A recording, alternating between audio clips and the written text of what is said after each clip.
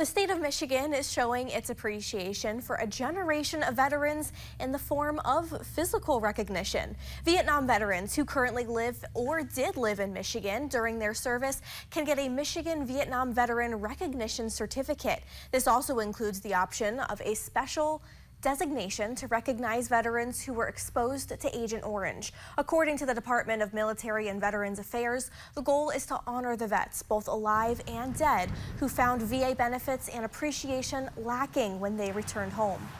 Vietnam veterans are the one group of veterans that came back from conflict that didn't receive the welcome home that they deserved. And this is just a very small measure just to recognize that fact and to give something back, just to say thanks. To get a certificate for you or a loved one, go to uppermichigansource.com or the TV6 and Fox UP mobile news app.